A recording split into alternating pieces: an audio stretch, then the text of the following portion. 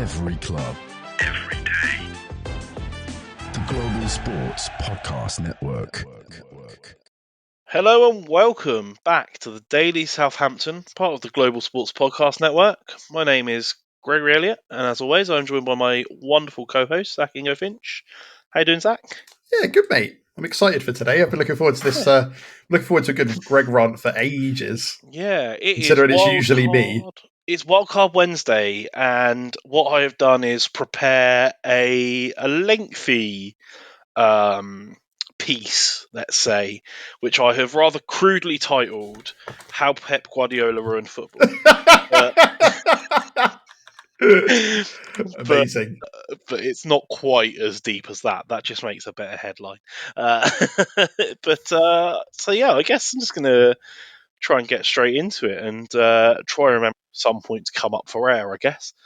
So, right, Pep Guardiola, we've heard about before on the podcast in Room 101, my feelings about the style and philosophy of football that he's brought to the game. But I thought I would go into further detail as to why that is. And the real cut-off point is that it's just boring. It's all the same.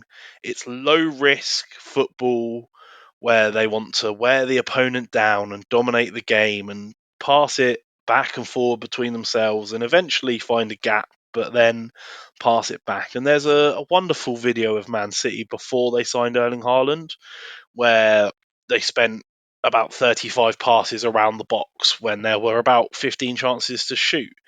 And it's disappointing, and it's really just not great to watch. I've never really enjoyed watching it, but it's definitely aided by their aura of dominance up until this season, in fact, where it's started to fall apart because I think it's partially been figured out that they don't really always have the players. It's just the aura of what they bring that comes with it, and it's been broken down. And then once the players lose that confidence to bring that aura, that's sort of half the reason it falls apart.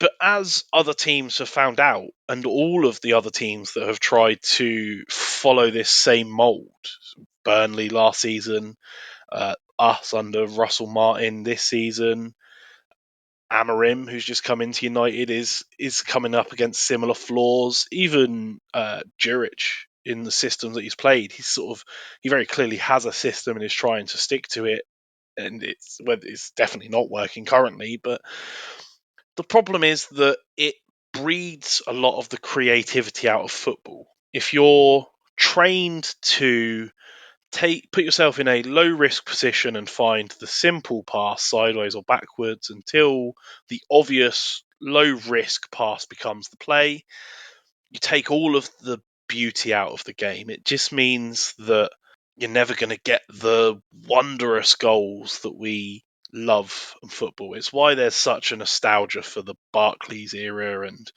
the sort of gritty play and goals that come from that. And the real problem is not so much the implementation of this system in an individual team, but how much it's become the norm. And so you see it all the way down to grassroots layers, and you see the standard practice for training kids. I've got a young son who is playing football, so I see it maybe a bit more than some, but they're trained in the same way. You pass the ball and you always find the pass and play the low risk and pass the ball about. And what you're doing by trying to train that into them so young is you're removing the ability to breed the next Messi or even Ronaldo, who brings the different level to the game of skill and beauty. And that's the realest shame of all of it. How are you going to develop the ability to bring that to the game, which is what we all want to see? Like, who doesn't love watching compilations of people doing ridiculous dribbles and taking on people, and just instead of stopping and looking at it and going, wow, there's two players here, I can't take them on, I should turn around and pass it to the simple player. It ruins a lot of what I love about the game. Which I think brings me to my first logical pause for breath, because I'm going to pivot onto what I think the real art form of being a manager should be, and why it's really sad that it's gone away. But I guess it's the first point to pause for breath. How you feeling, Zach? You hanging on in there? You all right, mate? You feel like you've been holding this in a while. I have. It's sad to see so many of the parts of the game I love go the way, and we've talked a lot about it being like the corporatization, and perhaps that's to blame for it, right? Because that's what you look for in an investment, is a low risk chance, and so that's, I guess, what's bred this love of bringing the philosophy to football. But you see it all over the place. Well, you've seen it twice with us. You've seen it twice. You've seen Russell Martin go and the players not know how to play. And you also saw it with the whole Ralph Hasenhüttl and the Southampton way, right? With this Southampton playbook that they wanted to make everyone play the same way, bred entirely through all of the different levels of football so that they can eventually come up to the main squad and be able to play this specific way. But that requires there to be almost a dynasty, right? I think that things like this work for Pep Guardiola and have done for so long because, if he wants to stay at a club for 5-6 years, he usually can. And I think that gives him a level of freedom to be able to develop these philosophies. Whereas you're right, when you're trying to run it through every level of football, if you've got a team that has to switch manager halfway through a season and the players have basically been drilled into playing one way, you saw it in our last game against Brentford. The amount of pass backs was insane. And they fell into doing what they've done all season because that's how they've wanted to play. And we were excited because we had an identity. And the identity is that we want to play a really, really specific way. But the problem is that then if you have to deviate from that to win games, which is what we needed to start doing, they were unable to. And now they need to deviate it away from it entirely. But again, you're also now getting the whole exactly what started to happen with Nathan Jones as well, right? Like he came in, tried to stamp his style of play on a team that didn't know how to play his way, and then he kind of got bullied off the field by the sounds of it, the players, by just not doing what he asked them to do. And then he came out of a bunch of weird sound bites, and then we had Sellis that kind of let them do what they did, which resulted in us getting a win. And then we obviously had a manager come in and stamp an identity, but it's when they go, it's the catastrophic fallout of it, and why I'm kind of in agreement with you that trying to train players and make systems this specific way that are not easy to change and easy to adapt because they're so rigid results in a lot of problems. Like we've got a bunch of goalkeepers now that our Ramsdale was brought in realistically to do a specific thing.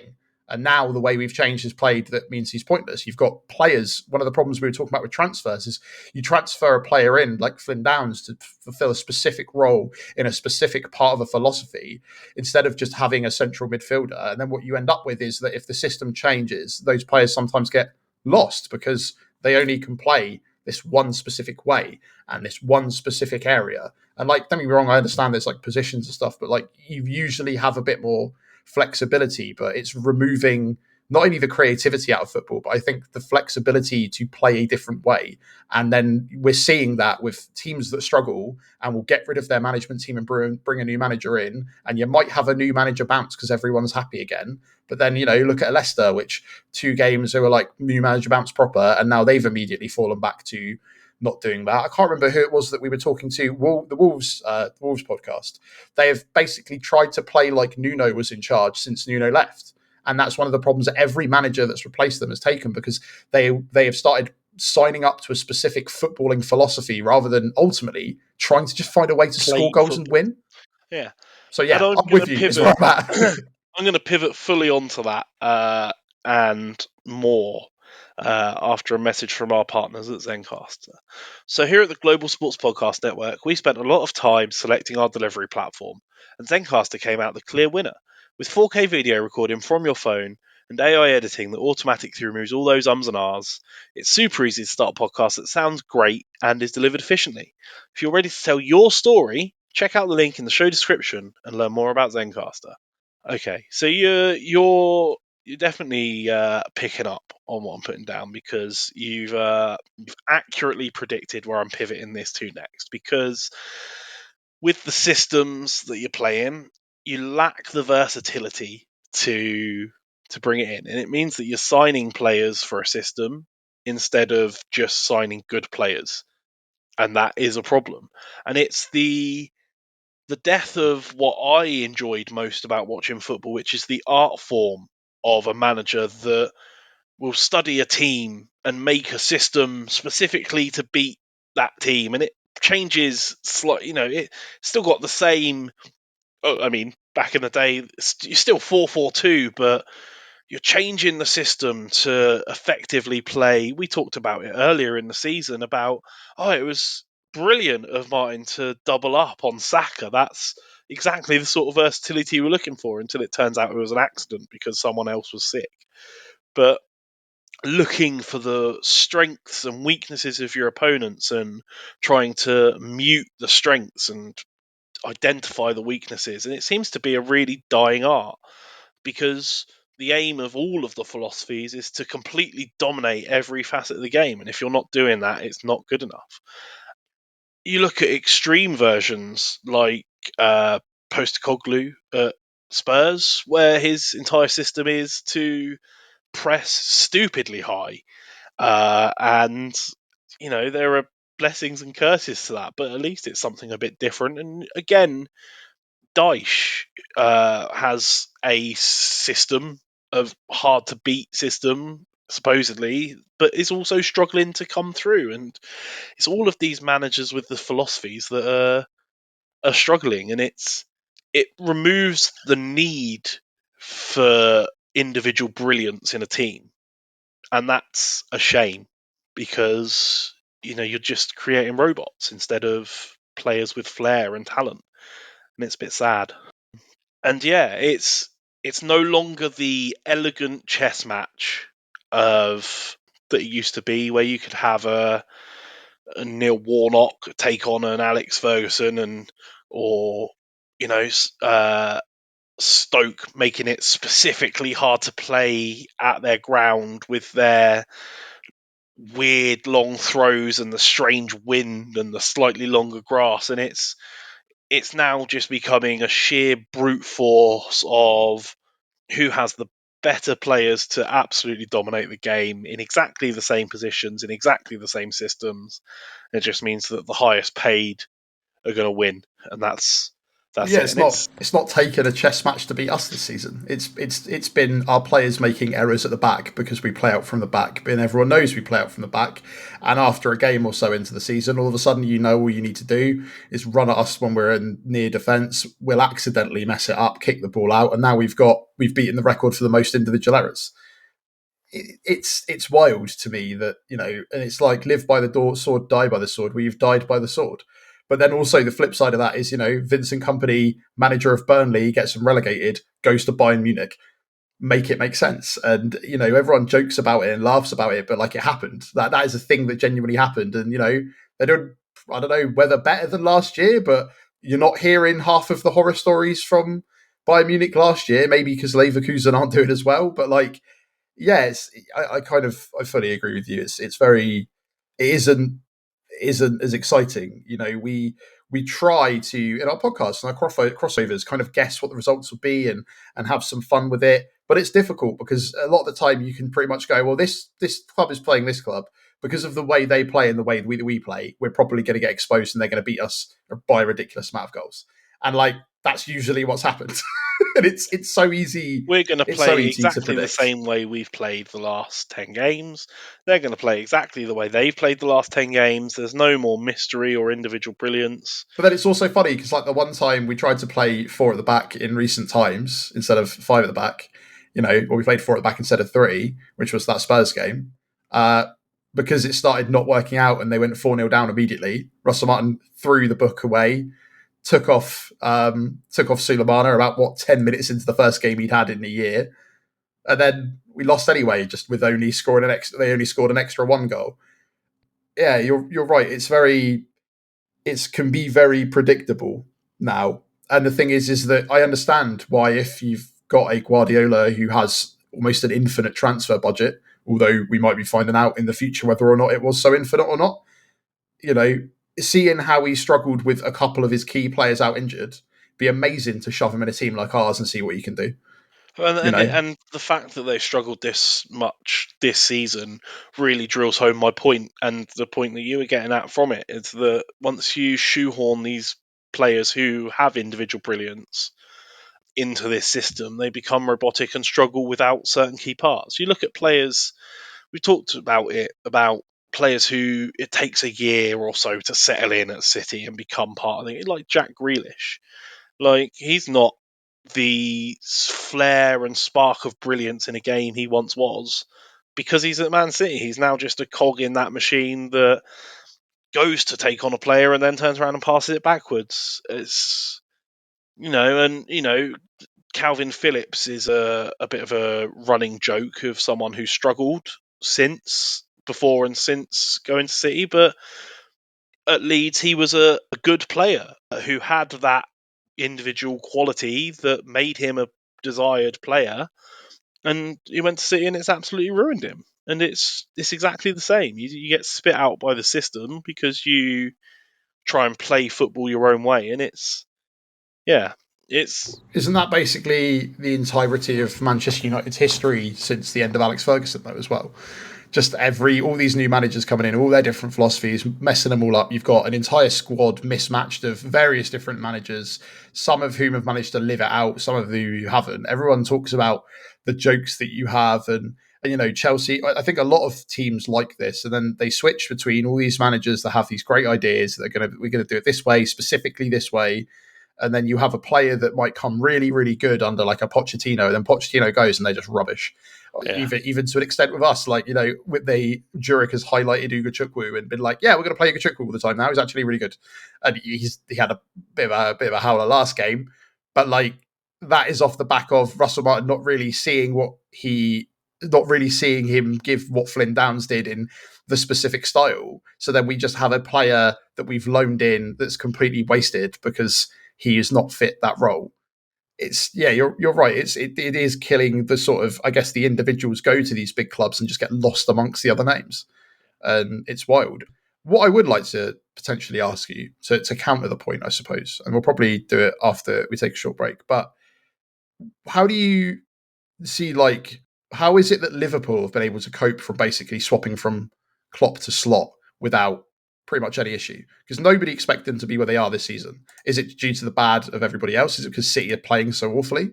Or why is it? Because, like, for me, is that philosophy based? Is it because they play similar ball? They play kind of different ball, but not. Well, I've got When thoughts on that, it and works I though. will touch on them after a message from our partners at the Global Perfect. Sports Podcast Network. The Global Sports Podcast Network is changing the face of football podcasting with dedicated daily content for every Premier League team, women's football, fantasy football, and a daily Premier League wrap-up broadcasted in 5 different languages. This is your one-stop shop for your daily football fix. Find GSPN wherever you find your usual podcasts. Okay, so to answer your question, I'm glad you asked it because it might be a little known fact, but my wife is a Liverpool fan, and so in this household they are reasonably closely followed. So I have some insight, and the answer is because they don't have this nonsense philosophy. They go out and play football, and they will look at their opponents and identify certain weaknesses. But more importantly, they know that they are a team that can defend and hold off against most attacks and then just break at pace. And if you break at pace and have people who can run fast and put the ball in the net, that's the name of the game. I mean, how many times this year have I said, if you don't shoot at the goal, you can't win games? Like, And then you get out of practice, like a lot yeah, of our like squad, we want where they to. can't. They can shoot in training and they can score in training, but then you put them in the real match situation, and how many? We had a couple of shots. I think the first game or so, Zurich came in, and then I think we had like 7 last game. 2 of those were the absolute sky high efforts of Sulemana and Taylor Harwood-Bellis, and that was basically that they kicked it after being bullied by the crowd for about 10 minutes solid. So Yeah, yeah, you're right. It's bizarre, very bizarre. and it's because, and that's really it. Like, they don't have a philosophy or a style of play. They won't be knocking it around. They know that they have players that can play football. They have these players that have these individual brilliance. Like, Luis Diaz is having a reasonably good season, but he's just a player of such quality.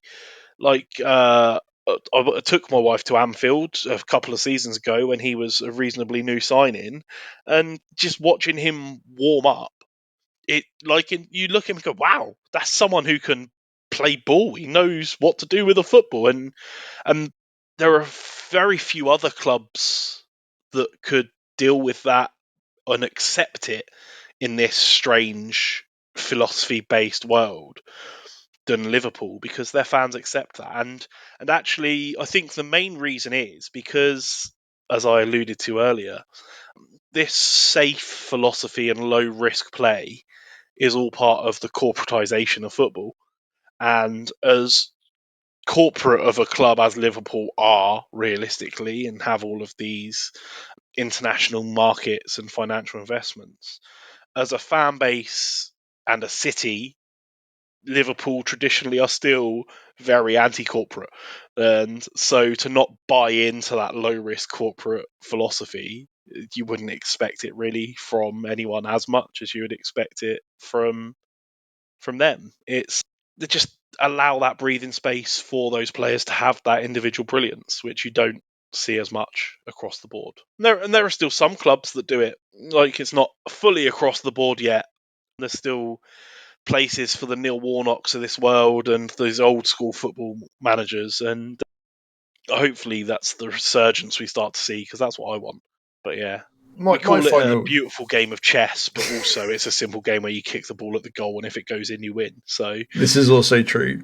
The only thing, so the 2 points I have, do you think it's going to start dying a death now that even the supposed master of it all is now struggle bussing and, has had a season which, yeah, okay, he's managed to get 2 wins under his belt, but after the run that they had of winless games, which essentially boils down to they lost Rodri, do you seem to think that other managers will take note of that and start to maybe want to change the way? And I also think of sort of players turned managers, sort of Wayne Rooney, Frank Lampard, all these kind of players that also try to have like their own philosophies and then subsequently try and implement them in clubs without actually checking if those clubs can, there are added things in there as well.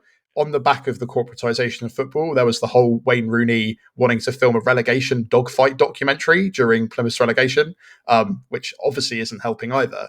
But yeah, do you kind of see, like, with everything that's happened and the sort of way that new managers coming through seem to also be trying to follow the Pep Guardiolas of the world, or do you think it's going to start to die a death, or do you just think we're eventually going to have a happy equilibrium of people that try to play a philosophy and people that don't, and I hope so. I mean, I'm sure there's room for both, right?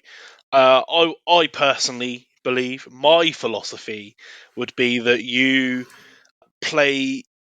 buy good players that you like, and that you play them in their best positions, and then you work that's your system for that week around what players you have in positions that they can play, and how that will affect who you're playing against. And even then, you need to be careful, because if not, you just do a Paris Saint-Germain where you buy every good player you've ever heard of, stick them all in a Yeah, team, and wonder why they don't do well. yeah, Or nowadays, even from an international perspective, you look at like England. The problem is well, where do we play all of these incredible football players? And the yeah. answer is, I guess, apparently, we beautiful. Yeah, no, exactly that. And that's what you can hope, like. And then you don't end up with situations that have caused us so much trouble. You don't end up shoehorning Jack Stevens in at left back. Like, how much more productive would our season have been if we played Carl Walker-Peters in his actual position at right back, when he's already one of the better players on the pitch, and he's better when he plays on the right? It's just, you let players play to their strengths and play the game, and set them up for success and build upon that, instead of trying to scratch this need to have a style and a system that you can flip robots in and out of, because that's not what I want from a game of football. I don't want it to become part of the corporate machine. And yeah, I think that's all I've got. I've enjoyed There it, we mate. go. It's That's it's how Pep been Guardiola ruined football. it's been interesting. I think it talks a lot about the modern game. I think it's also one of the reasons you're seeing such massive divides. It's also, in my opinion, one of the reasons that you're seeing these incredible players disappear off the big clubs and then not hit the heights they're supposed to. And that's happening more and more and more as the years go by. And then you're sometimes getting a player that's kind of comes through and does really, really well, and then goes elsewhere and then immediately falls down. And it's less than ideal. So yeah, hopefully we'll see some change in the future. Nothing is ever static, especially in football. No, and you're right. As Man City have been sort of almost found out for part of this season, I'm sure that philosophies will evolve and people going against philosophies will evolve, and over time we'll see how it plays out. But bring back characters in football. I think that's what we all want, right? That's what we would need, an entire Premier League full of Jose Mourinho's. Absolutely. Who doesn't love it? Like, not necessarily if he's in charge of your team, but as a neutral watching on, who doesn't want to see just something a bit controversial with a bit of spike and a bit of edge? That's what it's all about. Indeed. All right. Well, thank you very much for sticking with us today. It's been an interesting one. It's one that I've been looking forward to for a long time. And yes, if you've enjoyed what you've heard, please give us a like, give us a rating, leave us a comment. Do you think Pep Guardiola ruined football, or is this philosophy the way forward? Let us know. Thank you very much for listening today. Thanks for joining me, Zach, and Pleasure, mate. my rant. And we will be back tomorrow for more. Every club, every day. The Global Sports Podcast Network.